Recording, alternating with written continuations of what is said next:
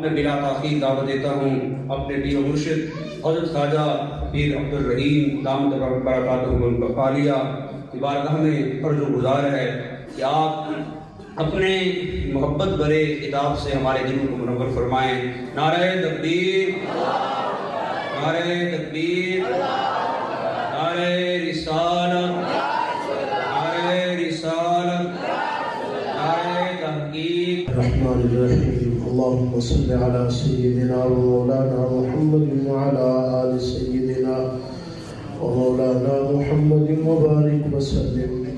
الصلاة والسلام عليك يا سيدي يا رسول الله، الصلاة والسلام عليك يا سيدي يا حبيب الله، الصلاة والسلام عليك يا سيدي يا رحمة للعالمين۔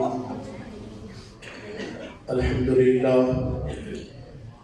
لله نحمده ونستعينه ونستغفره ونؤمن به ونتوكل عليه ونعوذ بالله من شرور أنفسنا ومن سيئات أعمالنا، من يهده الله فلا مضل له ومن يضلله فلا هادي له، ونشهد أن لا إله إلا الله وحده لا شريك له، ونشهد أن سيدنا ومولانا محمدا عبده ورسوله۔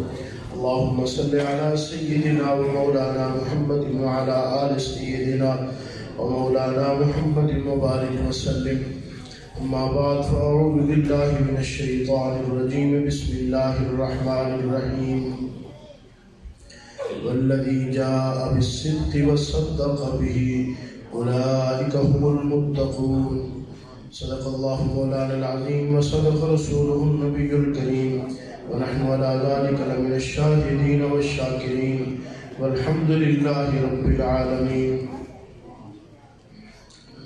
ہزار بار بشویم دہن بمشکو گلاب، ہزار بار بشویم دہن بمشکو گلاب، روز نامے تو گفتن کمال بے ادبیست۔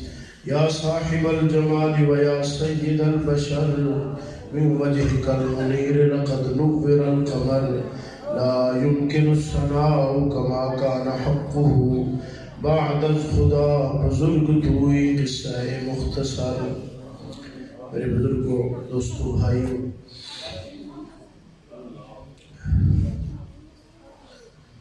اللہ رب العزت نے اپنے محبوب صلی اللہ علیہ وسلم کو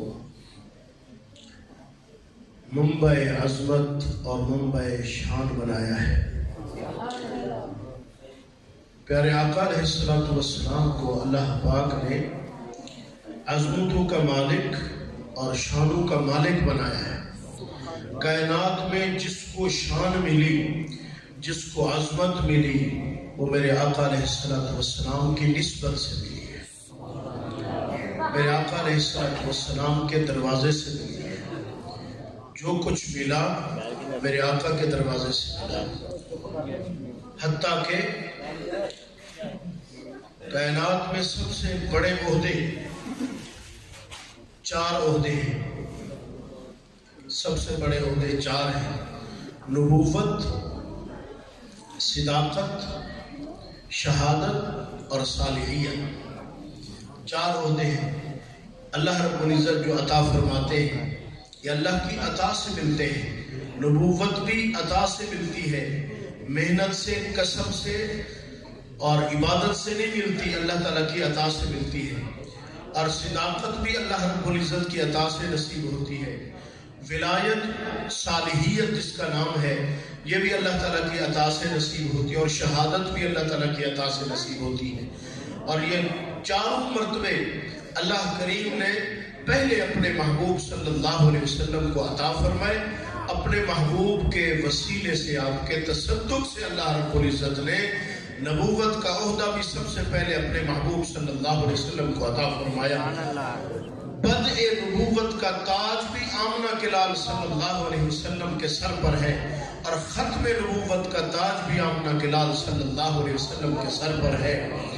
ابتدا بھی آمنہ کے لال سے اور انتہا بھی آمنہ کے لال پر۔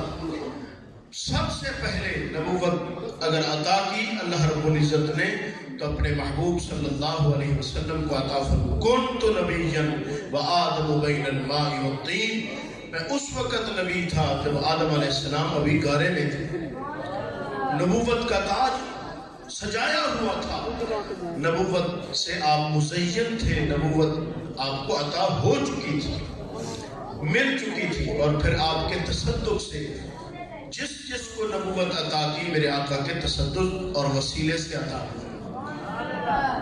ہر مقام، صداقت کا مقام بھی، صالحیت کا مقام بھی اور شہادت کا مقام بھی، تفصیل کی طرف نہیں جاتا فقیر، صرف یہ اشارہ کرنا چاہتا ہے کہ جو مقام جس کو ملا ہے وہ میرے آقا کے دروازے سے ملا ہے۔ اگر صدیق صدیق بنا تو کیسے بنا، فاروق فاروق بنا تو کیسے بنا، عثمان کو شان ملی تو کہاں سے ملی، مولا کائنات کو مقام ملا تو کہاں سے ملا؟ کیا صدیق اکبر کے اور بھائی نہیں تھے؟ کیا فاروق اعظم کے اور بھائی نہیں تھے؟ کیا عثمان ذی النورین کے اور بھائی نہیں تھے؟ کیا مولا کائنات کے اور بھائی نہیں تھے؟ جو مقام صدیق کو ملا کسی اور ان کے بھائی کو نہیں ملا، جو مقام عمر کو ملا وہ کسی ان کے اور بھائی کو نہیں ملا، جو مقام عثمان کو ملا وہ ان کے کسی اور بھائی کو نہیں ملا، جو مقام مولا کائنات علی المرتضیٰ کرم اللہ وجہہ کو اللہ رب العزت نے عطا فرمایا وہ ان کے کسی اور بھائی کو نہیں ملا۔ کیوں کہ جو پیار اور محبت صدیق نے کیا وہ پیار کسی اور نے نہیں کیا، جو عظمت عمر کے دل میں امام الانبیاء کی تھی وہ عظمت کسی اور کے دل میں نہیں تھی، جو حیا اللہ رب العزت نے محبوب کے صدقے عثمان کو دیا وہ کسی اور کے پاس نہیں تھا، جو اللہ رب العزت نے مولا کائنات کو مولا ہونے کا شرف عطا کیا یہ شرف کسی اور کو نہیں ملا۔ تو کرو جس چیز کو جو کچھ ملا ہے وہ حضور کے صدقے سے ملا ہے، اور اس صحابہ میں سے سب سے بڑے افضل البشر بعد الانبیاء، انبیاء کے بعد سب سے بڑی شان ہے تو صدیق اکبر کی شان ہے۔ صدیق اکبر وہ اللہ کا برگزیدہ بندہ ہے کہ اللہ کے نبی کے ہوتے ہوئے جس نے امامت کی ہے، صحابہ کرام رضوان اللہ تعالیٰ علیہ اجمعین کی حضور موجود تھے، آقا کی اقتداء میں صدیق نے نماز پڑھی اور صدیق کی اقتداء میں تمام صحابہ نے نماز پڑھی۔ میرے آقا خود فرماتے رہے صدیق اپنی جگہ پر رکے رہو۔ صدیق اکبر کو جب پتہ چلا کہ میرے آقا تشریف لے آئے ہیں تو صدیق اکبر مصلی سے ہٹنے لگے، میرے آقا نے فرمایا نہیں صدیق ہٹنا نہیں ہے، مصلی پر رہو، امامت کرتے رہو۔ لیکن صدیق اکبر نے اللہ تعالیٰ کی بارگاہ میں سجدہ کیا کہ مولا تیرے محبوب نے مجھے اپنے مصلی کے قابل سمجھا ہے تبھی تو حکم دیا، لیکن پھر بھی پیچھے ہٹے، لیکن اتنا ہٹے کہ امام الانبیاء صلی اللہ علیہ وسلم مصلی پر ہیں، صدیق حضور کے پیچھے اور صحابہ صدیق کے پیچھے نماز پڑھ رہے ہیں۔ میرے آقا نے جب سلام پھیرا تو آقا علیہ السلام نے فرمایا صدیق تجھے کہا نہیں تھا کہ پیچھے نہ ہٹو؟ تو صدیق نے کیا جواب دیا کہ یا رسول اللہ صلی اللہ علیہ وسلم آپ کے ہوتے ہوئے ابو قحافہ کے بیٹے کی کیا مجال تھی، وہ مصلی پر رہتا۔ تو جو عزت اور محبت ساری زندگی ہر کسی نے دعائیں کروائی ہوگی میرے آقا سے، دعا منگوائی ہوگی، عمر نے بھی اپنے حق میں منگوائی ہوگی، عثمان نے بھی درخواست کی ہوگی، ہر ایک نے دعا کی درخواست کی، اکیلا صدیق ہے جس نے کبھی اپنے محبوب کو یہ تکلیف بھی نہیں دی کہ میں اپنے محبوب سے دعا تو کرا لوں۔ خدمت ایسی کی ہے، غلامی ایسی پیش کی ہے کہ میرے آقا نے کوئی کسر نہیں چھوڑی جو صدیق کو عطا فرمایا۔ صرف ایک مقام پر اپنی صاحبزادی حضرت امی جان ام عائشہ صدیقہ رضی اللہ تعالیٰ عنہ کو حضرت صدیق اکبر رضی اللہ تعالیٰ عنہ نے فرمایا عائشہ جب تو دیکھے نا کہ میرے محبوب خوشی کے عالم میں ہے، میرے محبوب پر خوشی کے آثار ہیں، میرے محبوب کا چہرہ خوشی سے چمک رہا ہے تو میرے لیے دعا تو کرا دینا اپنے محبوب صلی اللہ علیہ وسلم۔ خود نے درخواست کی اور عائشہ کو بھی یہ حکم دیا کہ ہر وقت نہیں کہنا، جب خوشی کا عالم ہو پھر دعا کرا دینا۔ تو میرے آقا علیہ السلام ایک دن گھر تشریف لے آئے، ام عائشہ صدیقہ رضی اللہ تعالی عنہا آپ فرماتی ہیں کوئی چیز گھر سے اٹھائی اور باہر جانے لگے، لیکن میں نے دیکھا میرے آقا کے چہرے پر خوشی کے آثار ہیں. جب میرے آقا کے چہرے پر خوشی کے آثار ہوتے تھے، خوش ہوتے تھے، تو آپ کے رخساروں سے نور کی شعائیں نکلتی تھی، نور کی شعائیں نکلتی تھی. تو اما عائشہ صدیقہ رضی اللہ تعالیٰ عنہ فرماتی میں نے دیکھا میرے آقا خوش ہیں تو میں نے دامن پکڑ لیا. میرے آقا نے فرمایا عائشہ چھوڑو، باہر ایک آدمی میرے انتظار میں کھڑا ہے. تو اما عائشہ صدیقہ رضی اللہ تعالیٰ عنہ عرض کرنے لگی یا رسول اللہ صلی اللہ علیہ وسلم اگر کھڑا ہے تو کھڑا رہنے دو، مجھے کام ہے آپ سے. آپ نے فرمایا کہو کیا کام ہے؟ عرض کیا یا رسول اللہ صلی اللہ علیہ وسلم میرے ابا جان نے فرمایا تھا عائشہ جب حضور کو خوش دیکھے تو میرے لیے دعا کرا دینا، میں اپنے بابا کے لیے دعا کرانا چاہتی ہوں. میرے آقا علیہ السلام نے فرمایا عائشہ کیا دعا کروں؟ میرے آقا نے جب پوچھا تو اما عائشہ صدیقہ رضی اللہ تعالی عنہا نے عرض کیا یا رسول اللہ صلی اللہ علیہ وسلم میرے بابا کی بخشش کی دعا تو فرما دے. تو میرے آقا نے وہاں کھڑے ہو کر 3 دعائیں کی، صدیق کو بھی اور صدیقہ کو بھی 3 دعائیں دی. یا اللہ ابو بکر صدیق اور عائشہ کو زندگی دے خوشی والی، ابو بکر اور صدیقہ کو قیامت کے دن ان کا حساب آسان لینا. اور تیسری دعا کی کہ بغیر حساب کے معاف فرما دینا. 3 دعائیں کی. ایک دعا کہ ان کو زندگی خوشی والی عطا فرما، دوسری دعا ان کا حساب آسان فرمانا، اور تیسری دعا بغیر حساب کے معافی عطا فرما دینا. اب سوال ہو سکتا ہے کہ بغیر حساب کے جب فرما دیا تو آسان حساب کیا ہے؟ بھئی آسان حساب یا اما عائشہ صدیقہ رضی اللہ تعالیٰ عنہا نے خود پوچھا تھا میرے آقا علیہ السلام سے کہ یا رسول اللہ صلی اللہ علیہ وسلم آسان حساب کیا ہوتا ہے؟ تو میرے آقا علیہ السلام نے فرمایا عائشہ آسان حساب یہ ہے کہ صرف سب رب کے سامنے پیش ہی ہو لیکن رب پوچھے کچھ نہیں. یہ آسان حساب ہے. صرف پیشی ہو رب کے سامنے، رب کچھ نہ پوچھے، یہ آسان حساب ہے. تو حساب آسان بھی مل گیا اور بغیر حساب کے بخشش بھی ہو گئی. تو اما عائشہ صدیقہ رضی اللہ تعالی عنہا نے عرض کیا یا رسول اللہ صلی اللہ علیہ وسلم میرا کام ہو گیا ہے، آپ جا سکتے ہیں. میرے آقا صلی اللہ علیہ وسلم جانے لگے، چند قدم چل کر پھر واپس آ گئے. آپ نے فرمایا عائشہ سنو، جو دعائیں تجھے اور تیرے باپ کو دی ہے کہ خوشی والی زندگی اور آسان حساب، بغیر حساب کے بخشش، جو دعائیں تمہیں دی ہیں میں صبح بھی ہر امتی کو، اپنے ہر امت کے ہر فرد کو صبح بھی 2 دفعہ یہ دعا دیتا ہوں، شام کو بھی 2 دفعہ یہ دعا دیتا ہوں.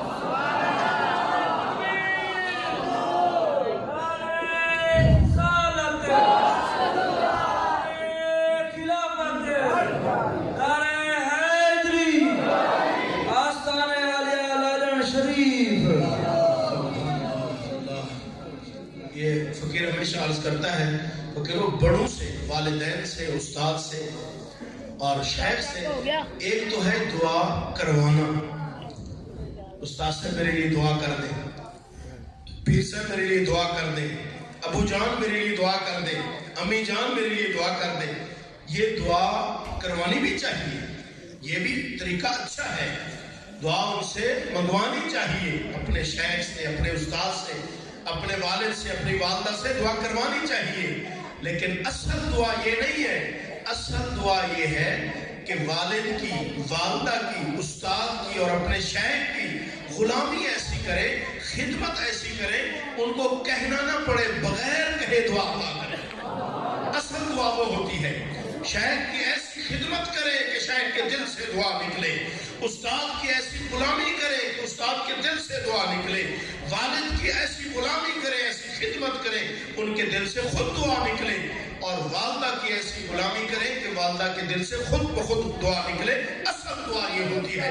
تو صدیق اکبر نے اصل دعا لی ہے کہ پیارے آقا علیہ السلام کو درخواست نہیں کی. میرے آقا ہر مقام پر صدیق کا مقام بیان کرتے رہے.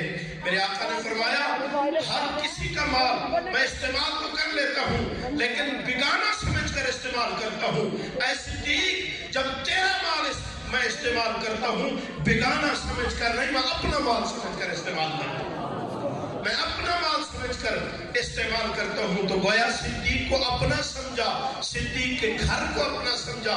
حضرت صدیق اکبر رضی اللہ تعالیٰ عنہ فرماتے ہیں میرے آقا علیہ السلام میرے گھر میں جب تشریف لے آتے، جس چیز चीज की जरूरत होती मुझसे पूछते नहीं थे, बगैर पूछे ले जाते थे अपने साथ, बगैर पूछे उठा लेते थे।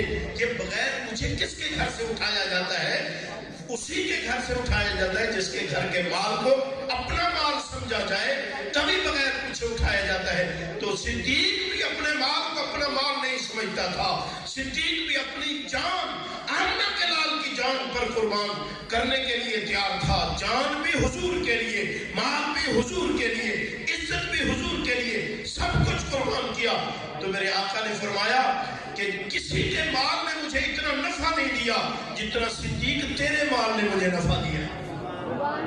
हज़रत सिद्दीक अकबर रज़ियल्लाहु ताला अन्हु हिजरत वाली रात अपने घर में जितना माल था सारा उठाया और साथ ले गए।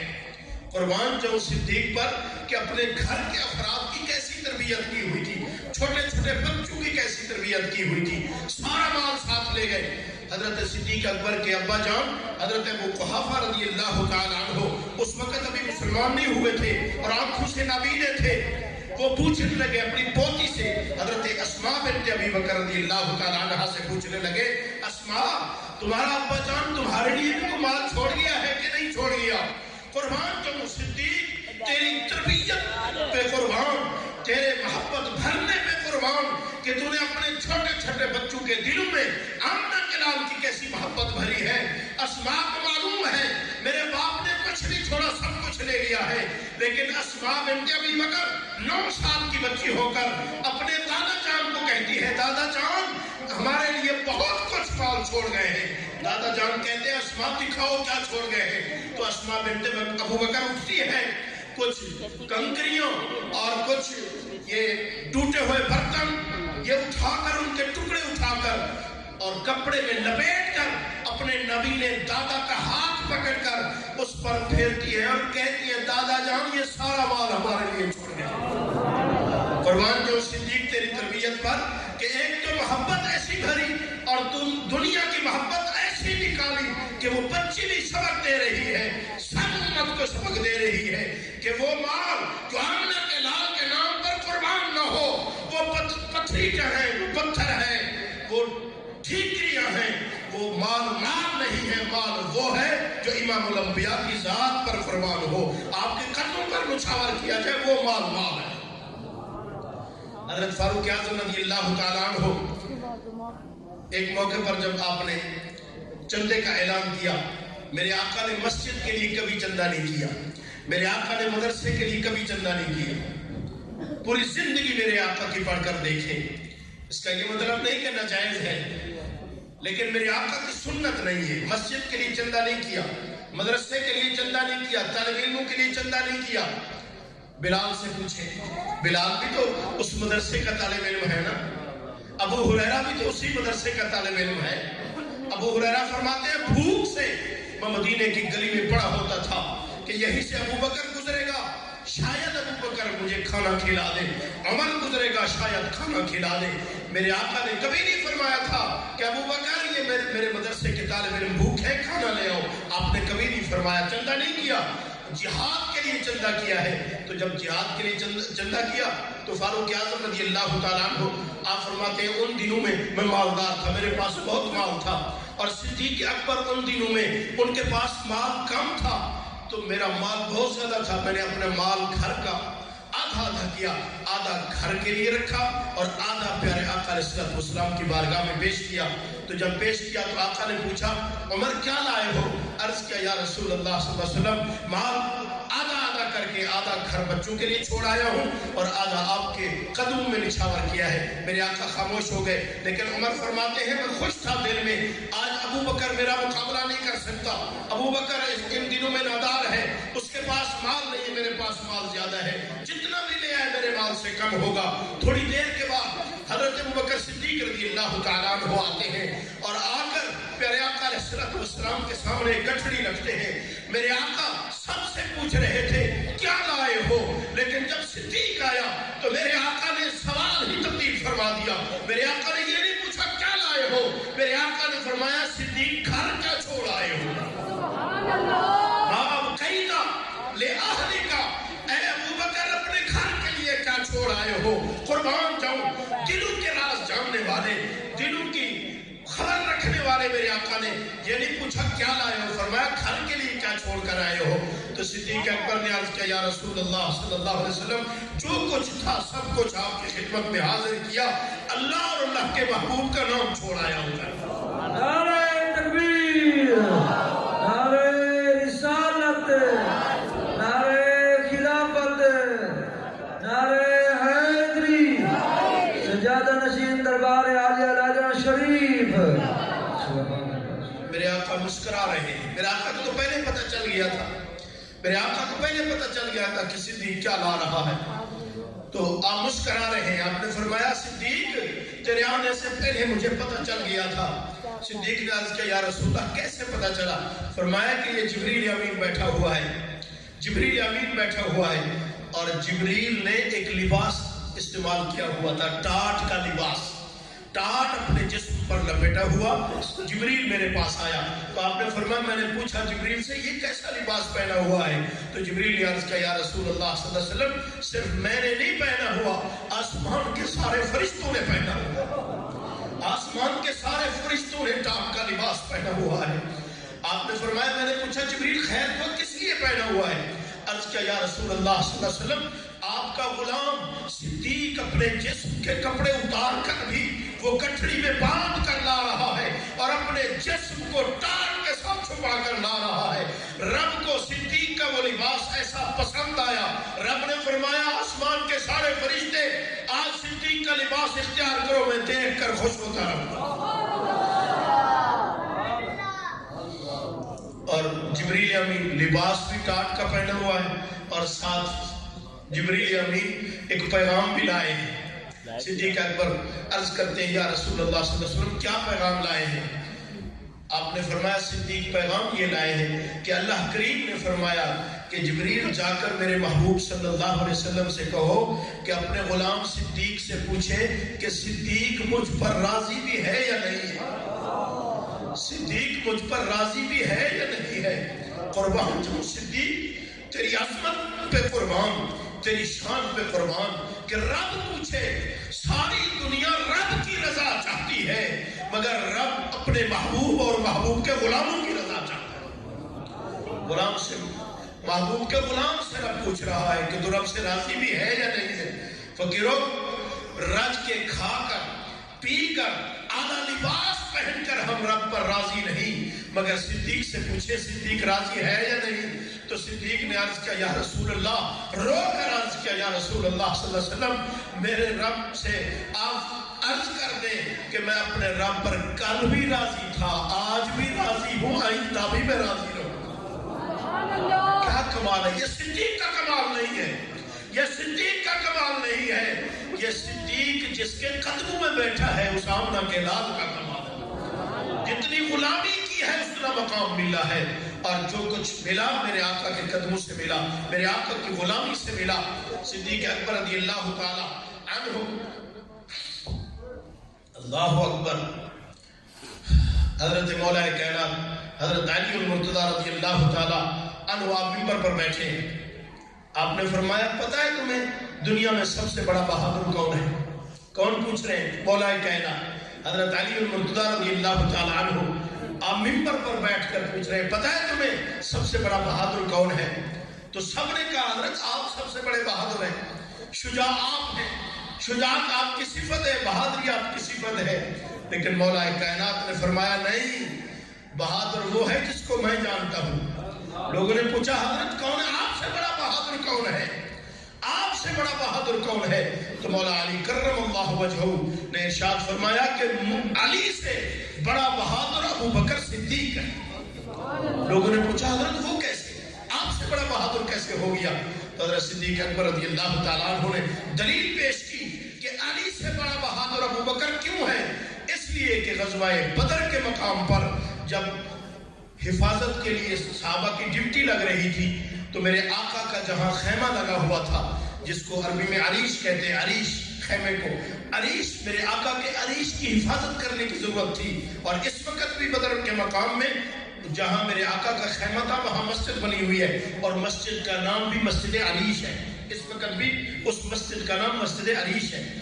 तो मेरे आका के खैमे की हिफाजत का जब वक्त आया تو سب آپس میں باتیں کرنے لگ گئے کہ سب سے بڑا نازک کام تو یہ ہے کہ امام الانبیاء صلی اللہ علیہ وسلم کی پہرے داری کرنا، آپ کا دربان بننا، آپ کی حفاظت کرنا، یہ کون کرے؟ ہم سوچ رہے تھے، اتنے میں صدیق آ گئے۔ صدیق اکبر نے کہا کیا سوچ رہے ہو؟ ہم نے کہا ہم یہ سوچ رہے ہیں کہ اس خیمے کی کون حفاظت کرے گا؟ صدیق اکبر نے کہا تم سوچ رہے ہو، میں اپنے محبوب کو بتا کر آیا ہوں کہ میں آپ کے خیمے کی حفاظت صدیق میں خود کروں گا۔ میں آقا کو بتا کر آیا ہوں کہ آپ کے خیمے کی حفاظت میں کروں گا۔ تو حضرت مولا کائنات نے فرمایا میں بھی ان سوچنے والوں میں تھا کہ یہ نازک مقام ہے، نازک حفاظت ہے کہ امام الانبیاء کی، اللہ کی امانت کی حفاظت کیسے ہوگی؟ تو ہم سوچ رہے تھے، صدیق پہلے تیار تھا، حفاظت کے لیے پہلے تیار تھا۔ تو فرمایا مجھ سے بڑا اگر بہادر دیکھنا ہے تو صدیق اکبر ہے۔ یہ ان لوگوں کی آپس میں پیار تھا، ایک دوسرے کی شان بیان کیا کرتے تھے، ایک دوسرے کا مقام بیان کرتے تھے۔ صدیق اکبر سے مولا کائنات کی شان پوچھے، مولا کائنات سے صدیق کی شان پوچھے۔ ایک دن حضرت صدیق اکبر رضی اللہ تعالی عنہ نے فرمایا، آپ نے فرمایا علی ایک بات بتاؤں؟ حضرت مولا کائنات نے فرمایا ہاں بتائیں۔ آپ نے فرمایا میں نے ان کانوں سے سنا ہے، میرے آقا علیہ السلام فرما رہے تھے کہ مولا علی جنت کے دروازے پر کھڑے ہوں گے، جس کو علی اجازت دے کے جنت میں وہ جائے گا۔ یہ کون فرما رہے ہیں؟ صدیق اکبر رضی اللہ تعالیٰ کہ علی، میں نے اپنے کانوں سے سنا ہے کہ حضور علیہ السلام نے فرمایا جنت کے دروازے پر علی کھڑا ہوگا، جس کو علی اجازت دے گا وہ جنت میں جائے گا۔ مولا کائنات علی المرتضی کرم اللہ وجہہ نے آپ نے فرمایا ابو بکر میں بھی بتاؤں ایک بات؟ آپ نے فرمایا ہاں بتائیں۔ تو مولا کائنات نے فرمایا ابو بکر میں نے بھی اپنے کانوں سے سنا ہے، میرے آقا نے فرمایا علی جب جنت کے دروازے پر کھڑا ہوگا، جنت کے اندر جانے کی اجازت صرف اس کو دینا جس کے دل میں صدیق کی محبت ہو، جس کا سینہ صدیق کی محبت سے خالی ہو، اس کو جنت میں جانے کی اجازت نہیں دینی۔ کمال ہے اللہ رب العزت کے محبوب صلی اللہ علیہ وسلم کے شان دینے کا کمال ہے۔ ہر ایک کو اپنا اپنا مقام دے رہے ہیں، علی کو اپنا مقام دیا، صدیق کو اپنا مقام دیا، فاروق اعظم کو اپنا مقام دیا۔ حضرت مولا کائنات کو جب پیارے آقا علیہ السلام نے فرمایا من کنت مولاہ فہذا علی مولاہ، جس کا میں مولا ہوں علی اس کا مولا ہے، جب یہ آپ کا فرمان جاری ہوا تو جب بھی مولا کائنات علی المرتضی رضی اللہ تعالیٰ عنہ آتے تھے تو فاروق اعظم کھڑے ہو جاتے تھے، ابو بکر کے آنے پر کھڑے نہیں ہوتے تھے، عثمان کے آنے پر کھڑے نہیں ہوتے تھے، جب مولا علی آتے تو کھڑے ہو جاتے۔ تو کسی نے پوچھا عمر کہ ابو بکر آتا ہے کھڑے نہیں ہوتے، دوسرے صحابہ آتے ہیں ان کے لیے کھڑے نہیں ہوتے، علی کے لیے کیوں کھڑے ہوتے ہیں؟ آپ نے فرمایا باقی میرے بھائی ہیں، صحابہ ہیں، علی صحابہ میرا بھائی بھی ہے اور میرا مولا بھی ہے، اس لیے کھڑا ہو جاتا ہوں۔ یہ ایک دوسرے کی شانوں کو پہچاننے والے لوگ تھے، ایک دوسرے کی قدر کرنے والے لوگ تھے۔ علی کی شان پوچھنی ہے تو صدیق سے پوچھیں، صدیق کی شان پوچھنی ہے تو مولا کائنات سے پوچھیں۔ آپس میں پیار تھا، محبت تھی۔ بہرحال اللہ کریم ہم سب کو اپنی اور اپنے محبوب صلی اللہ علیہ وسلم کی سچی محبت نصیب فرمائے۔ صدیق کی محبت میں سے ایک چنگاری بھی ہمیں مل جائے تو ہماری زندگی بن جائے گی۔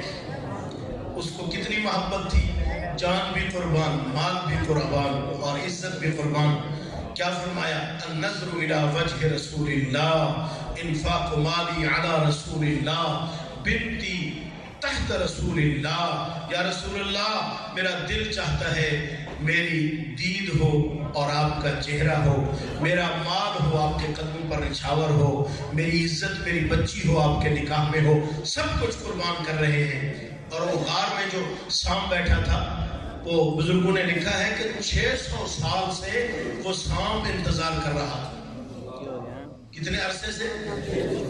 ہمیں استاد کا انتظار کرنا پڑے، شیخ کا انتظار کرنا پڑے، 2 گھنٹے انتظار نہیں کر سکتے، پیر کا انتظار نہیں کر سکتے، اپنے والد کا انتظار نہیں کر سکتے، لیکن سام جانور ہو کر کتنی دیر انتظار کیا؟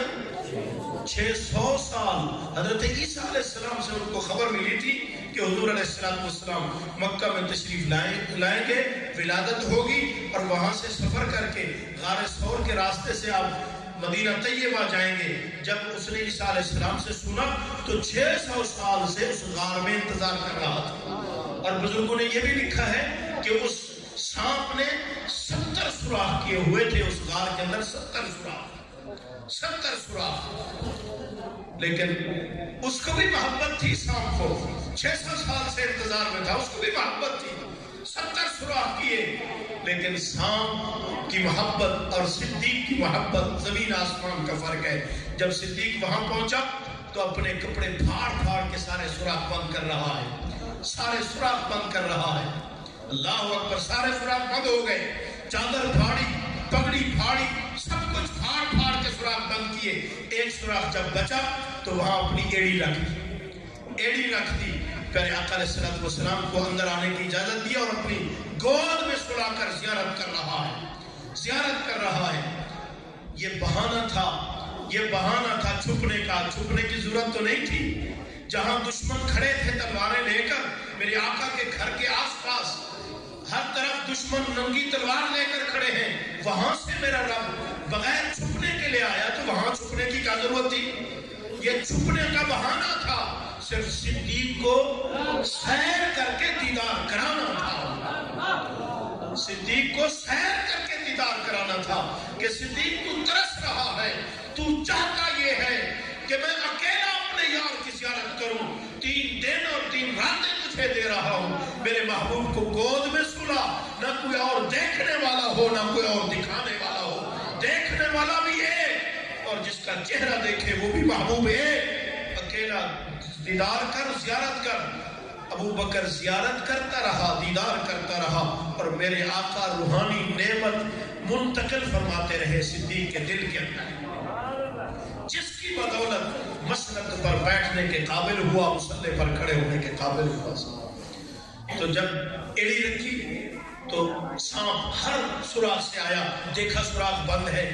تو جس سوراخ پر ایڑی رکھی ہوئی تو صدیق اکبر رضی اللہ تعالیٰ عنہ کی ایڑی پر جب اس نے ڈسا, تو جب سانپ ڈسے صدیق اکبر روئے نہیں تھے.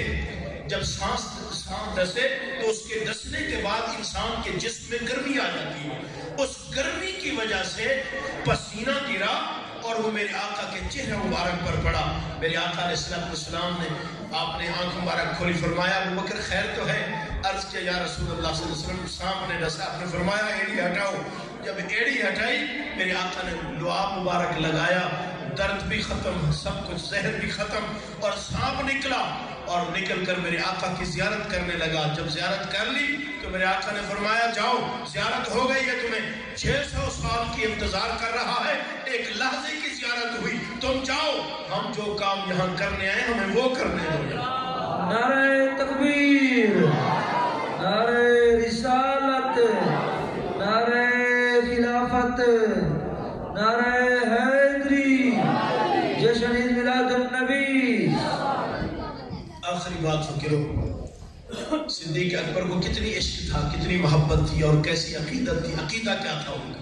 تو آخری وقت بھی یہی وصیت فرما کے گئے ہیں کہ جب میرا جنازہ تیار کر لو تو روضہ اقدس کے دروازے پر رکھ دینا اور وہیں سے آواز دینا کہ یا رسول اللہ صلی اللہ علیہ وسلم, جو سفر کا بھی یار, حضر کا بھی یار, ہر مقام میں آپ کے ساتھ تھا, وہ غلام دروازے پر حاضر ہے. یہ آواز لگانا, اگر دروازہ خود بخود کھلے تو مجھے روضہ اقدس میں رکھ دینا, ورنہ مجھے جنت البقیع میں دفن کر دینا.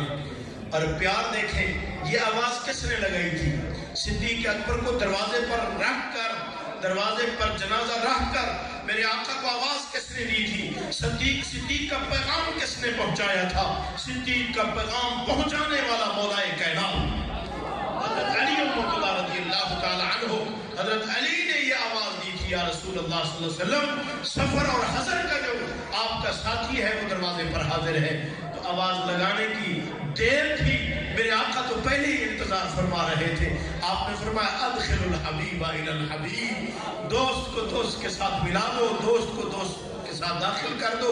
خود بخود تالا بھی کھلا, دروازہ بھی کھلا. صدیق کہاں لیٹا ہوا ہے؟ فکرو یہ شرط تھوڑا ہے, صدیق کے لیے یہی شرط تھوڑا ہے. منہا خلقناکم وفیہا نعیدکم ومنہا نخرجکم تارۃ اخری. جس مٹی سے انسان کا جسم بنتا ہے اسی مٹی میں دفن ہوتا ہے اور قیامت کے دن اسی مٹی سے اٹھے گا.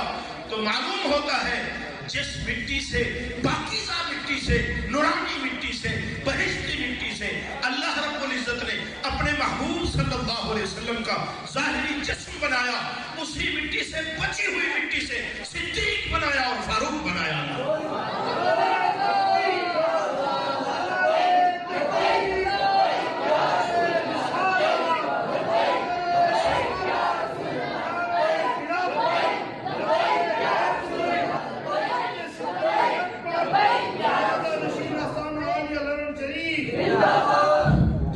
ولادت تو میرے آقا کی مکے کی ہے، آپ کی ولادت مکے کی ہے یا نہیں؟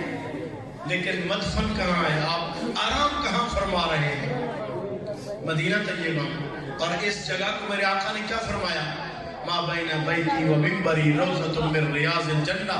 فرمایا میرے حجرے سے لے کر میرے منبر تک یہ ساری زمین جنت کا باغ ہے، جنت کا باغ ہے. گویا جب اللہ نے اپنے محبوب صلی اللہ علیہ وسلم کا جسم اطہر ظاہری جسم تیار کرنے کا ارادہ فرمایا تو جبریل امین کو حکم دیا کہ یہاں کی مٹی اٹھاؤ، کسی اور جگہ پھینک آؤ، جنت کی نورانی مٹی اٹھاؤ یہاں رکھ دو، اور اس نورانی اور بہشتی مٹی سے میرے محبوب صلی اللہ علیہ وسلم کا ظاہری جسم بناؤ. اور وہی میرے آقا آرام فرما ہے. اور اسی پاکیزہ نورانی بہشتی مٹی سے اللہ رب العزت نے صدیق کا جسم بھی بنایا، عمر کا جسم بھی بنایا. یارو جس کے انتظار میں، جس ذات کے انتظار میں 1.25 لاکھ انبیاء کھڑے ہوں گے قیامت کے دن، قیامت کا لال آئے، ہماری مشکلیں حل ہوں، جن کے انتظار انبیاء کر رہے ہوں گے، جب میرے آقا جا رہے ہوں گے تو دائیں ہاتھ میں صدیق کا ہاتھ ہوگا، بائیں ہاتھ میں عمر کا ہاتھ ہوگا. تو صدیق کی کیا شان ہوگی کہ انبیاء جس کا انتظار کرے اس کے ہاتھ میں ہاتھ صدیق کا ہوگا. صدیق کی کیسی شان قیامت کے دن ظاہر ہو رہی تھی. اللہ کریم ان سب کا ہمیں غلام بنائے، صحابہ کا بھی غلام بنائے، آل پاک کا بھی غلام بنائے. صحابہ کی بھی محبت نصیب فرمائے، آل پاک کی بھی محبت نصیب فرمائے. صحابہ بھی ہماری آنکھوں کا نور، اہل بیت بھی ہماری آنکھوں کا نور. جن کو دونوں سے پیار ہے اس کی دونوں آنکھیں نور والی. اللہ ہمیں نور والا رکھے اور نور والا اٹھائے. وآخر دعوانا الحمدللہ رب العالمین.